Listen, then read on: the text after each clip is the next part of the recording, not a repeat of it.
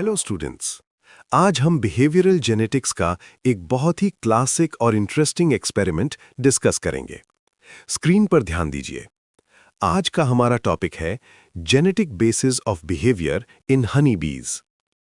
इसका सिंपल मतलब ये है कि किसी भी एनिमल का बिहेवियर वो कैसे एक्ट करता है, क्या वो सीखता है या वो उसके जीन्स और डीएनए में पहले से लिखा होता है। इस चीज को समझने के लिए हम हनी बीज यानी मधुमक्खियों का एग्जाम्पल लेंगे। रॉथनब्यूलर्स एक्सपेरिमेंट 1964।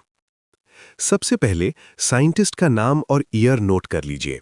1964 में रॉथनब्यूलर नाम के साइंटिस्ट ने यह एक्सपेरिमेंट किया। उन्होंने किस चीज पर फोकस किया? नेस्ट क्लीनिंग बिहेवियर, मतलब मधुमक्खियां अपने घर यानी हाइव को कैसे साफ रखती हैं। उन्होंने जिस हनी बी स्पीशीज पर स्टडी किया उसका साइंटिफिक नाम है एपिस मेलिफेरा।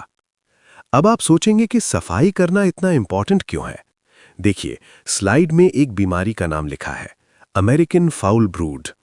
ये एक बैक्टीरियल डिजीज है। ये बीमारी क्या करती है? ये हाइव के अंदर जो छोटे बेबीज होते हैं, जिन्हें हम लार्वे कहते हैं, उन्हें सेल्स के अंदर ही मार देती है। Kills larvae inside the hive cells. अगर डेड बॉडी वहीं पड़ी रहे तो पूरी कॉलोनी में इंफेक्शन फैल जाएगा। Now come to the next point, look on screen. 2 types of B colonies. Rothenbuhler ने ऑब्जर्व किया कि बीज की कॉलोनीज 2 तरह की होती हैं। उनका बिहेवियर अलग अलग होता है। फर्स्ट टाइप हाइजीनिक यानी ब्राउन स्ट्रेन। इस स्ट्रेन टाइप का नाम याद रखिएगा, ब्राउन स्ट्रेन। ये हाइजीनिक यानी साफ सुथरी होती हैं। प्यार से आप इनको सुंदरी देवी कहिए।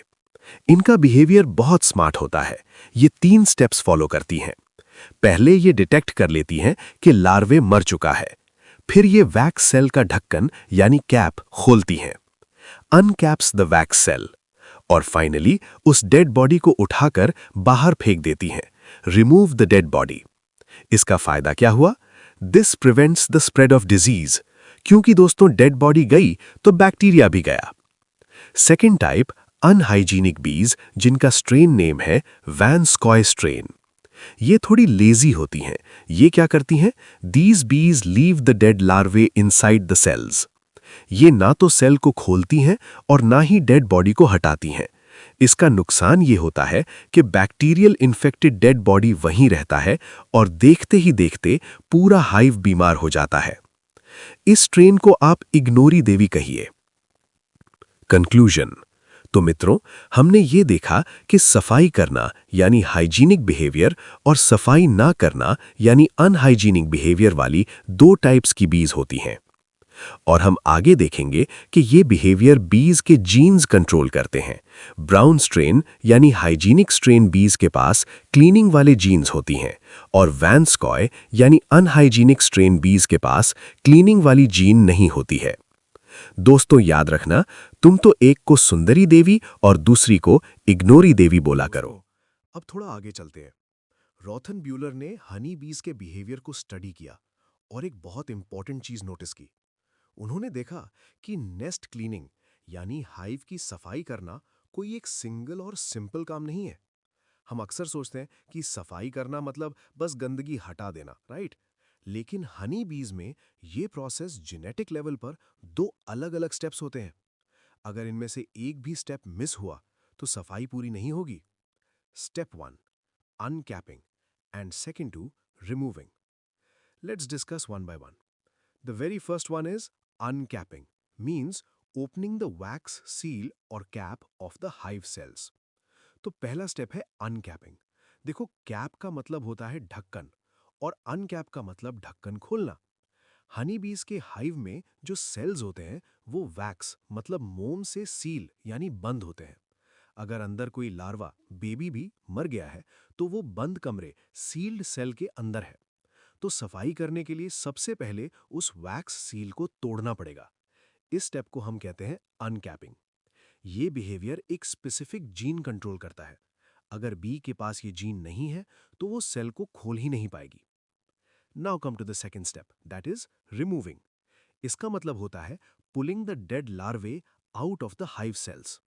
सोचो, अगर सेल का ढक्कन खुल गया, अनकैपिंग हो गई, लेकिन अंदर का कचरा वैसा ही पड़ा रहा तो क्या सफाई हुई? नहीं ना। इसीलिए सेकंड स्टेप में बी उस सेल के अंदर से डेड लार्वे, मरे हुए कीड़े को पकड़कर खींचती है और हाइव से बाहर फेंक देती है। इस एक्शन को रिमूविंग कहते हैं। तो दोस्तों, हाइव क्लीनिंग के लिए 2 स्टेप्स हैं। पहले दरवाजा खोलो, अनकैपिंग, फिर कचरा बाहर निकालो, रिमूविंग। ये दोनों स्टेप्स मिलकर ही हाइजीनिक बिहेवियर कंप्लीट करते हैं। अब हम समझते हैं इसके पीछे का जेनेटिक मैकेनिज्म, यानी कि जीन्स कैसे डिसाइड करते हैं कि कौन सी बी सफाई करेगी और कौन सी नहीं। स्लाइड पर ध्यान दें। रोथनबुलर की डिस्कवरी यहाँ बहुत इंपॉर्टेंट है। Rothenbuhler discovered that this behaviour is controlled by 2 separate recessive genes obeying Mendelian laws. Rothenbuhler ने जब ब्रीडिंग एक्सपेरिमेंट्स किए तो उन्हें पता चला कि नेस्ट क्लीनिंग का बिहेवियर कोई एक जीन कंट्रोल नहीं करता। इसके लिए 2 अलग-अलग जीन्स यानी 2 सेपरेट जीन्स रिस्पॉन्सिबल हैं। और सबसे इंपॉर्टेंट पॉइंट, ये दोनों जीन्स रिसेसिव नेचर के हैं। और हाँ, ये इनहेरिटेंस बिल्कुल मेंडेलियन लॉज को फॉलो करता है। मतलब वही डोमिनेंट और रिसेसिव का रूल जो आपने मेंडल के एक्सपेरिमेंट्स में पढ़ा है, वही यहाँ अप्लाई होगा। अब इन जीन्स को रिप्रेजेंट कैसे करते हैं वो देखते हैं। याद रखिएगा, जेनेटिक्स में हम सिंबल्स यूज करते हैं। Look carefully on screen. सबसे पहले small u is equal to responsible for uncapping the cells. Small u, ये जीन रिस्पॉन्सिबल है अनकैपिंग के लिए, यानी ढक्कन खोलने के लिए। दूसरा है small r is equal to responsible for removal. Small r, ये जीन रिस्पॉन्सिबल है रिमूवल के लिए, यानी डेड लार्वे को पकड़कर बाहर निकालने के लिए। नोटिस कीजिए, हमने स्मॉल लेटर्स यूज किए हैं क्योंकि ये रिसेसिव ट्रेट्स हैं। Dominant versus recessive concept. Capital U is equal to no uncapping, dominant. Small u is equal to uncapping, recessive. Capital R is equal to no removal, dominant. Small r is equal to removal, recessive. यहाँ students अक्सर confuse होते हैं, तो ध्यान से सुनिए। Normally हम सोचते हैं कि डोमिनेंट मतलब कुछ काम करने वाला, लेकिन यहाँ उल्टा है। कैपिटल U डोमिनेंट, इसका मतलब है नो अनकैपिंग। अगर बी के पास ये कैपिटल U है तो वो सेल का सील नहीं खोलेगी, वो आलसी रहेगी इस काम में। स्मॉल u रिसेसिव, ये जीन वर्कर जीन है, ये अनकैपिंग करेगा। बिल्कुल वैसा ही दूसरे स्टेप के लिए भी है। कैपिटल R डोमिनेंट मतलब नो रिमूवल, ये कचरा नहीं निकालेगी। स्मॉल r रिसेसिव मतलब रिमूवल, ये डेड लार्वे को पकड़कर बाहर फेंकेगी। फाइनली अब देखते हैं कि जीनोटाइप्स कैसे लिखेंगे। जीनोटाइप्स हाइजेनिक बीज, small u, small r. Genotype of unhygienic bees, capital U, capital R. तो अब रिजल्ट क्या निकला? कौन सी बीज एक्चुअली में साफ सफाई वाली हाइजेनिक होंगी? देखो, एक हाइजेनिक बी बनने के लिए उसके पास दोनों रिसेसिव जीन्स होने चाहिए, स्मॉल u भी और स्मॉल r भी।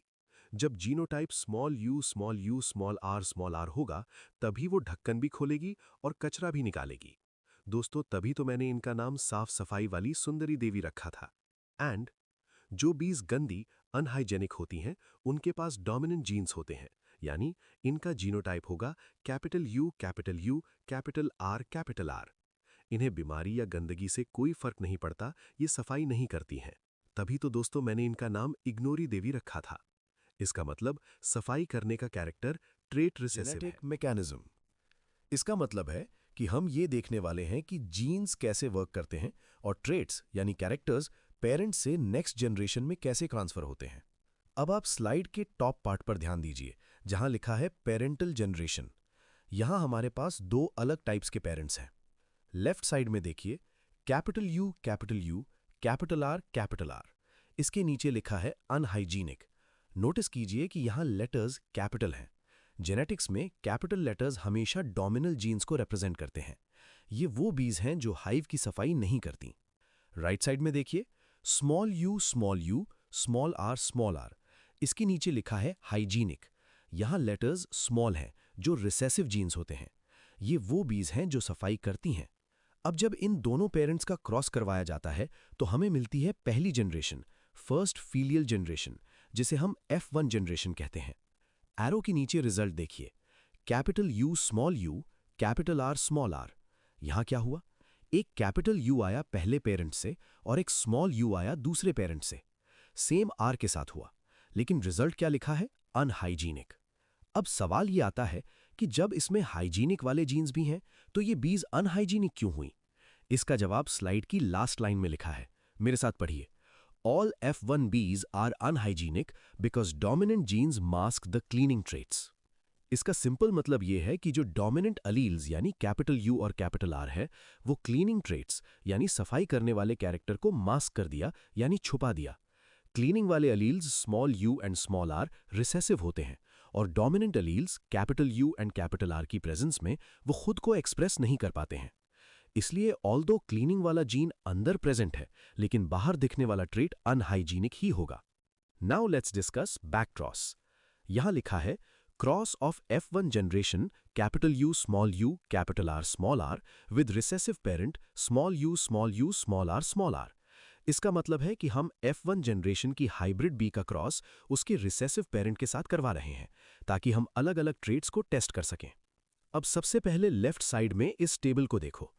टॉप रो में हमारे पास F1 के 4 गैमीट्स हैं, capital U small U capital R और स्मॉल यू स्मॉल आर, और साइड में रिसेसिव पेरेंट का गैमीट है small U and small R. जब इन गैमीट्स का फ्यूजन होता है तो हमें 4 अलग अलग तरह के जीनोटाइप्स मिलते हैं जो नीचे टेबल में दिख रहे हैं। Capital U capital R small R, capital U small R small R, small R small R. आइए अब देखते हैं कि इनका बिहेवियर कैसा होगा। राइट साइड में पॉइंट नंबर 1 देखिए, अनहाइजीनिक। इसका जीनोटाइप है capital U capital R small R या कैपिटल यू कैपिटल आर। यहां क्योंकि कैपिटल यू और कैपिटल आर दोनों डोमिनेंट अलील्स प्रेजेंट है तो रिजल्ट लिखा है neither uncaps nor removes, no cleaning behaviour. मतलब ये बीज ना तो सेल का ढक्कन खोलती हैं और ना ही सफाई करती हैं, ये पूरी तरह से अनहाइजीनिक है। अब सेकंड पॉइंट पर आते हैं, रिमूवल ओनली। इसका जीनोटाइप है कैपिटल यू स्मॉल आर। यहां ध्यान दीजिए, इसने अनकैप वाला अलील कैपिटल यू डोमिनेंट रखा है लेकिन रिमूवल वाला अलील स्मॉल आर रिसेसिव है। एक्सप्लेनेशन पढ़िए, can not uncap but if someone else uncaps they will remove the larva. इसका मतलब ये बीज खुद सेल नहीं खोल सकती, लेकिन अगर कोई और बी के हाइव का सेल खोल दे तो ये डेड लार्वा को रिमूव कर देंगी। इनके पास सिर्फ क्लीनिंग करने की क्षमता है, खोलने की नहीं। थर्ड कैटेगरी देखिए, अनकैपिंग ओनली। जीनोटाइप है small U capital R small R. यहां सिचुएशन उल्टी है, स्मॉल यू रिसेसिव अलील है मतलब अनकैप करेगा, पर कैपिटल आर डोमिनेंट अलील है, रिमूव नहीं करेगा। स्लाइड कहती है uncaps the cell but leaves the dead larva inside. ये बीज सेल का कैप्स तो ओपन कर देती हैं लेकिन डेड लार्वा को वैसा ही छोड़ देती हैं। ये सिर्फ आधा काम करती हैं, ओनली अनकैपिंग। लास्ट पॉइंट देखिए, हाइजीनिक।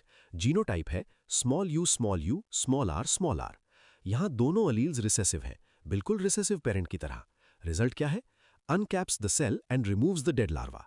ये बीज परफेक्ट है, ये सेल को खोलती भी हैं और डेड लार्वा को बाहर भी फेंकती हैं। यही वो बिहेवियर है जो हम ढूंढ रहे थे। दोस्तों, यही है हमारी प्यारी सुंदरी देवी। तो मित्रों, इस क्रॉस से प्रूव होता है कि अनकैपिंग और रिमूविंग ये दोनों अलग अलग जीन से कंट्रोल होते हैं और इंडिपेंडेंटली इनहेरिट होते हैं।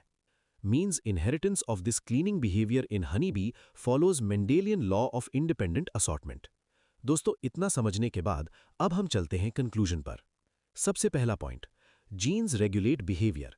इस एक्सपेरिमेंट से ये प्रूव हो गया कि बिहेवियर सिर्फ ट्रेनिंग या लर्निंग नहीं होता, बल्कि ये जीन्स यानी डीएनए के द्वारा कंट्रोल किया जाता है। सेकेंड पॉइंट बहुत इंपॉर्टेंट है, specific jeans control specific parts of a complex behaviour pattern. हमने देखा कि क्लीनिंग करना एक कॉम्प्लेक्स वर्क था, उसके 2 पार्ट्स थे, अनकैपिंग और रिमूविंग। इसलिए नीचे लिखा है one gene controls uncapping, another controls removing. मतलब हर स्टेप के लिए एक अलग जीन रिस्पॉन्सिबल होती है। लास्ट पॉइंट है, this is a classic example of innate behaviour determined by genetics. Innate का मतलब है जन्मजात या इनबॉर्न। ये बीज को सिखाया नहीं गया कि हाइव की क्लीनिंग कैसे करनी है, ये इन्फॉर्मेशन उनके जीन्स में पहले से थी। आई होप आपको रॉथन ब्यूलर का ये जेनेटिक बेसिस ऑफ बिहेवियर अब क्रिस्टल क्लियर हो गया होगा। दोस्तों, ऐसे ही धमाकेदार कॉन्सेप्ट्स को चुटकियों में आसान बनाता हूं मैं फिर मिलूंगा एक और बेहतरीन टॉपिक के साथ। तब तक के लिए टेक केयर, कीप लर्निंग। दोस्तों, आपका एक सपोर्ट मेरे लिए बहुत वैल्यूएबल है, so please do subscribe to our channel and hit the like button.